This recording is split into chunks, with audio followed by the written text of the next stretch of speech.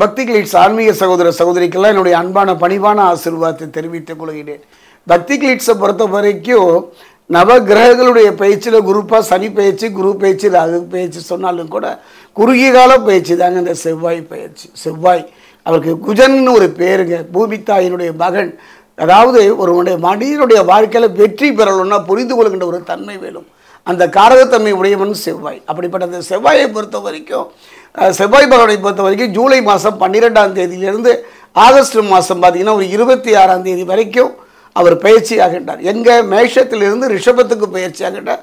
ஒரு அருமையான சந்தர்ப்பங்க. ஒரு குறிப்பாக இந்த எத்தனையோ செவ்வாய் பயிற்சி நான் சொல்லி வந்தாலும் கூட ஒரு அருமையான சந்தர்ப்பம். ரிஷபத்தை பொறுத்த வரைக்கும் கிருத்திகை 2, 3, 4, ரோகிணி, மிருகசீரிஷம் 1, 2 ஒரு நல்ல சந்தர்ப்பம்.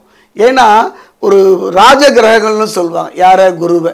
ராஜகிரகங்கள் என்று சொல்லக்கூடிய குரு பார்த்தீங்கன்னா இன்னும் யார் ராஜகிரகங்கள் பார்த்தா செவ்வாய். 2 ராஜகிரகங்களும் ஒரு நல்ல மாற்றத்தை தரப்போகின்றார்கள் ரிஷபராசிக்கு.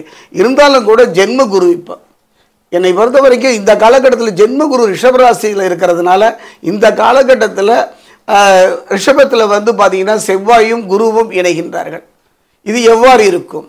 இந்த செவ்வாய் பயிற்சி ரிஷபராசிக்கு எவ்வாறு ஒரு தாக்கத்தை தரும், எவ்வாறு ஒரு மாற்றத்தை தரும் என்பதை இப்போ நம்ம சோழி பிரசனத்தில் பார்க்க போகிறோம். குறுகிய கால பயிற்சி தாங்க. இந்த ஜூலை 12 தொடங்கி ஆகஸ்ட் 26 வரைக்கும் பார்த்தீங்கன்னா குறுகிய கால பயிற்சியாக இருந்தாலும் நல்ல மாற்றம், நல்ல முன்னேற்றம், தடைகளும் இல்லாத ஒரு வாழ்வு அமையுமா என்பதை இப்போ நம்ம சோழி பிரசனத்தில் பார்க்கலாம்.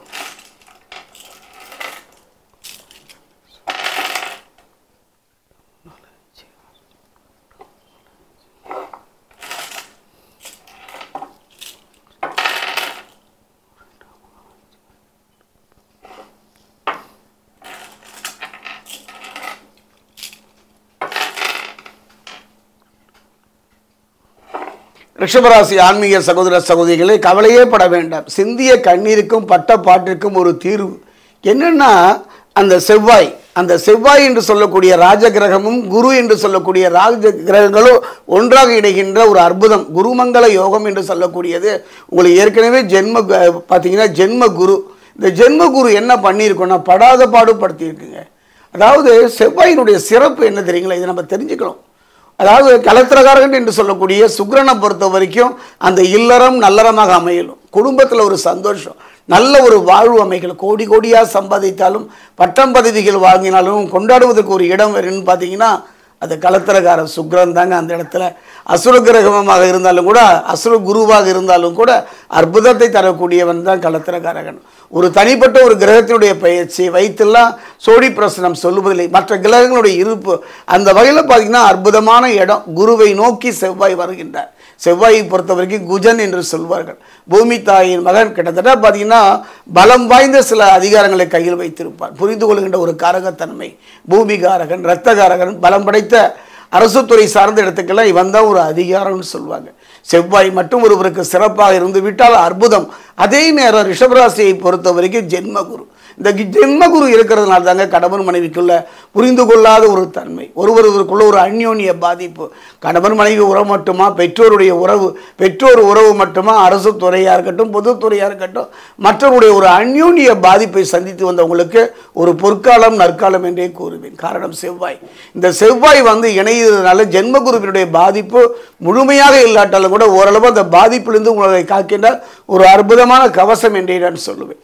அந்த வகையில் செவ்வாய்க்கு ஒரு சிறப்பு என்னன்னு பார்க்குதுன்னா, ஒரு கணவன் மனைவி உறவு திருமணம் பண்ணால் மட்டும் போகாதுங்க. அந்த கணவன் மனைவியினுடைய அந்த தாம்பத்தியம்னு சொல்லுவாங்க. தாம்பத்தியத்தினுடைய முழு திருப்தி இருந்தால்தான் தான் அந்திம காலம் வரை அந்த ஈருடல் ஓர் உயிராக வாழ முடியும். இதுவரை இருந்து வந்த குறைபாடுகள் ஒருவருக்குள் புரிந்து கொள்ளாத ஒரு தன்மை புரிந்து கொள்வார்கள். பிரிந்து கொள்கின்ற தன்மை இருந்தாலும் கூட, பிரிந்தே போய்விட்டவர்கள் இருந்தாலும் கூட ஒருவர் புரிந்து கொள்கின்ற ஒரு தன்மையை செவ்வாய் தருவதனால இருக்கின்ற அந்த ஜென்மகுருவினுடைய பாதிப்பில் இருந்து செவ்வாய் காப்பாற்றும். இது ஒன்று போதுங்க மனிதனுடைய வாழ்க்கையில். என்னை பொறுத்த வரைக்கும் திருமண வாழ்வு தாங்க. ஒரு மனிதன் எப்போ முழுவதை அடைகிறான்னா திருமணம் தான். அந்த வகையில் பார்க்கும்பொழுது மிகப்பெரிய ஒரு தாக்கத்தையும் மாற்றத்தையும் செவ்வாய் ரிஷபராசிக்கு தரப்போகின்றார். ஜென்மகுருவினுடைய தாக்குதலிலிருந்து உங்களை காப்பாற்றவே போகின்றார். கவலையே பட வேண்டாம். அதே நேரம் திருமணத்தை பொறுத்த வரைக்கும் 2 விதம் தாங்க. ஒன்று காதல் திருமணம், இல்லைன்னா பெரியவங்க பார்த்து வைத்த திருமணம். அந்த 2 திருமணத்தில் ரொம்ப கவனமாக இருங்க. அதாவது திருமணம் ஒரு காலத்தில் திருமணமெல்லாம் இப்படித்தான் என்று பெரியவர்கள் வகுத்து தந்தை. இப்படிலாம் அப்படி இல்லை, கண்டது காதல் கொண்டதே கோலம். பொருளாதாரத்தில் நல்லா இருக்காரா, ஒரு நல்ல துறையில் இருக்காரா, உடனே திருமணம் தான். அதை மனப்பொருத்தம் மட்டும் உடல் பொருத்தம் பார்க்கறது இல்லையா, பணப்பொருத்தம் மட்டுமே பார்க்கின்றார்கள். பொருளாதாரம் சார்ந்த ஒரு திருமணமாக போய்விட்டு எதிர்பார்ப்பு சார்ந்த ஒரு திருமணம், கவலையே பட வேண்டாம். ஒரு நல்ல மாற்றம், கொஞ்சம் கவனமாக இருங்க. அதே நேரத்தில் நிதானமாக இருக்கணும். இந்த ஜென்மகுரு காலத்தை பொறுத்த வரைக்கும் கொடுத்த வாக்கை காப்பாற்றுவதில் ஒரு போராட்டம். அதனால யாருக்கும் அதீதமான ஒரு ஆசையை தூண்டும் விதத்தில் வார்த்தையை கொடுப்பதோ, நான் இருக்கிறேன் நீ கவலைப்படாத என்று ஜாமீன் கொடுப்பதோ, பேசுகின்ற வார்த்தையில் கொஞ்சம் அளந்து பேசுங்க, நிதானமாக பேசுங்க. இது மட்டும் கிடையாதுங்க, எச்சரிக்கை மட்டும் போறாது, நல்ல மாற்றங்க. இது வரைக்கும் உங்களுடைய வாழ்வு மதில்மேல் பூனையாக வளமா இடமா என்று குழப்பி உங்கள் வாழ்க்கையில் தெளிவான ஒரு முடிவுங்க. உங்கள் பிரச்சனைக்கு இதுதான் காரணம். அந்த பிரச்சனையை தீர்ப்பதற்கான ஒரு நல்ல சந்தர்ப்பம் இந்த காலத்தில். தீராத பழி அவமானங்களை சந்தித்து வந்த உங்கள் வாழ்க்கையில் பழியும் பாவங்களும் நீங்கி கலங்கமில்லாத ஒரு நிலைக்கு நீங்கள் காரணங்கிறத சொல்ல போகின்றார் செவ்வாய். அரசு துறையில் ஒரு வேலை இல்லாமல் சிரமப்படுறீங்களா? அரசு துறையில் ஒரு வேலை கிடைக்கலுமா?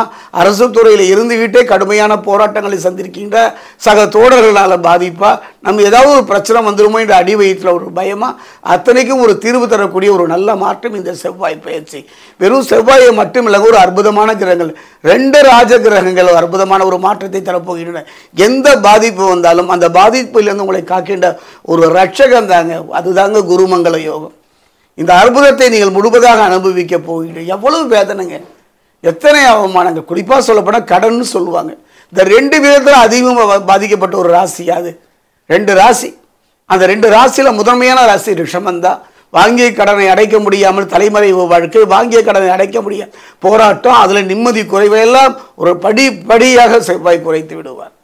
இது வரைக்கும் வெற்றியை நோக்கி நகர முடியாமல் சோம்பி போய் மனசில் ஒரு சங்கடத்தோட கவலையோடு உங்கள் வாழ்க்கைக்கு தெளிவான முடிவு எடுக்கின்ற ஒரு நல்ல பாதையை செவ்வாய் உங்களை அழைத்து செய்வார். இந்த 40 நாட்கள், இந்த ஜூலை 12 உங்கள் வாழ்க்கையில் ஒரு மிகப்பெரிய ஒரு தாக்கத்தை ஏற்படுத்தும். அதே நேரம் நிதானமாக இருங்க. உங்கள் வாழ்க்கையை, உங்கள் வெற்றியை தகர்த்து விடுவதற்கும், உங்களை அவமானப்படுத்துவதற்கும், உங்களை பழிபாவங்களை கொண்டு சென்று சேர்ப்பதற்கும் கண்ணுக்கு தெரியாத சில சக்திகள் சதி செய்வார்கள். கவனமாக இருந்துட்டாலே போதுங்க. அதே நேரத்தில் நிதானமும் பொறுமையும் உங்களை காத்திருக்கும். குறிப்பாக சூரியன் சொல்வாங்க, ஆத்மகாரகன் என்று சொல்லக்கூடிய சூரியன் 2ஆம் வீட்டில் பலவீனமாக இருக்காருங்க. அது ஒன்று தான் கவனம். என்னை பொறுத்தவரை பலவீனமான சூரியன் ஆத்மகாரகன். அதனால் பித்ருக்களுங்க, நம்முடைய முன்னோர்களுக்கு ஏதாவது செய்ய வேண்டியது இருந்தால், குறை இருந்தால் வருகின்ற அமாவாசை மாதத்தில் அந்த குறையை நிவர்த்தி செய்வதற்கு பிதுக்கள் செய்ய வேண்டியதை சரியான முறையில் செய்துவிட்டால், சூரியன் மட்டும் துணை இருந்து விட்டால் இந்த காலகட்டத்தில் அந்த ஜென்மகுருவினுடைய பாதிப்பிலிருந்து உங்களை காப்பாற்றி விடுவார். குறிப்பாக அசுர கிரகம் என்று சொல்லக்கூடிய கலத்திரக்காரன் என்று சொல்லக்கூடிய சுக்கிரன் பலம் பெற்று இருப்பதனால நல்ல மாற்றம் ஏற்படும். அதே மட்டும் பார்த்தீங்கன்னா 11ஆம் இடமான லாபஸ்தானத்தில் ராகு சஞ்சரிக்கிறதுனால ஒரு பொருளாதாரத்தில் யார்கிட்டையும் சென்று கையேந்தாத ஒரு நிலை, சில பேருக்கெல்லாம் வெளிநாடு யோகம் கிடைக்கும். ஏதோ விதத்தில் ஒரு பொருளாதார தடை நீங்கும். அது மட்டும் கிடையாதுங்க, மனக்குழப்பம் மன சஞ்சலத்தை சந்தித்து வந்த உங்கள் வாழ்க்கையில் தெளிவான முடிவு எடுக்கக்கூடிய நல்ல முன்னேற்றத்தை தரக்கூடிய ஒரு அருமையான சந்தர்ப்பம் இந்த காலகட்டத்தில். கொஞ்சம் கவனமாக நிதானமாக இருந்தாலே போதும். ரிஷபராசிக்கு ஒரு நல்ல மாற்றம். ஒன்று தானே தடை. அந்த தடையை மாற்றுகின்ற தன்மை செவ்வாய்க்கு உண்டு. அதுதான் ஜென்மகுரு. கவலையே படாதீங்க. ரிஷபத்தை பொறுத்த வரைக்கும் 10ஆம் இடம் ஜீவனஸ்தானத்தில் கர்மசனியாக இருந்தாலும் கூட அவரு கூட உங்களுக்கு உதவி செய்கிறாருங்க.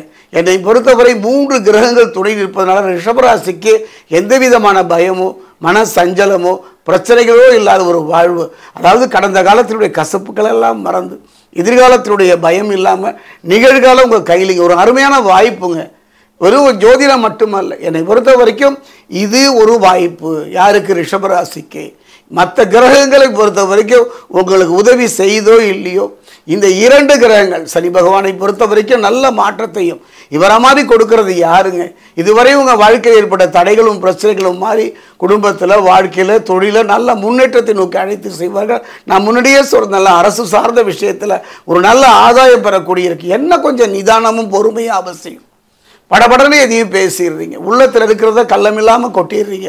வேண்டாம், ஆற்றுல போட்டாலும் அளந்து போடு என்பது போல நிதானமும் பொறுமையும் உங்களை காப்பாற்றும். என்னை பொறுத்த வரைக்கும் ரிஷபராசியை பொறுத்த வரைக்கும் 2 பரிகாரம் என்று சொல்வதை விட இது செய்வது ஒரு பாதுகாப்பு.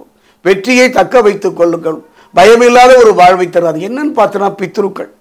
சூரியன் பலம் இழந்து இருப்பதனால பித்ருக்கு ஆத்மகாரகன் என்று சொல்லக்கூடிய சூரியன் மட்டுமே உங்களுக்கு பலத்தை கொடுத்து விட்டால் போதும். ரொம்ப எளிது தாங்க.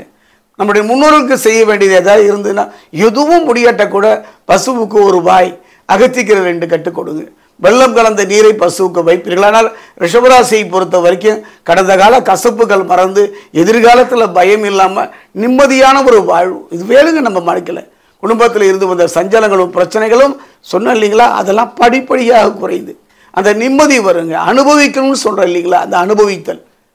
திருமணம் பண்ணால் மட்டும் போகாது, பிள்ளைகளை பெற்றால் மட்டும் போகாது, ஒரு தொழில் செஞ்சால் மட்டும் போகாது, அதில் ஒரு நிம்மதி அதை செவ்வாய் தருகின்றார். இந்த 45 நாட்களுக்கு கவலைப்பட வேண்டாம். ஒரு பொண்ணால் அதே நேரம் இந்த என்னை பொறுத்தவரை ஒரு நல்ல மாற்றம்.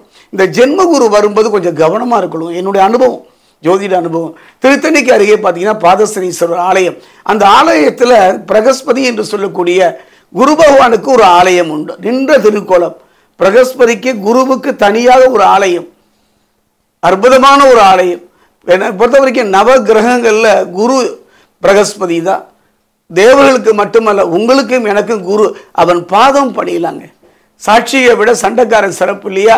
அந்த வகையில் ரிஷபராசிக்காரர்கள் ஒரு முறை ஒரு வியாழக்கிழமை அன்னைக்கு இந்த 45 நாட்களில் வரக்கூடிய இந்த செவ்வாயினுடைய சதுராட்டம் நடைபெறக்கூடிய இந்த காலகட்டத்தில் ஒரு முறை திருத்தணி அருகே இருக்கக்கூடிய பாதசனீஸ்வரர் ஆலயம் சென்று அந்த ஆலயத்தில் இருக்கக்கூடிய பிரகஸ்பதி என்று சொல்லக்கூடிய அந்த குரு பகவானுக்கு மஞ்சள் ஆடையை, மஞ்சள் வஸ்திரம் அவருக்கு தானமாக வழங்கி வழிபடுவது செய்வது. அவருக்கு அருகிலே பார்த்தீங்கன்னா ஹயக்ரீவன், அவரும் குருவிலே ஒருவர் தான்.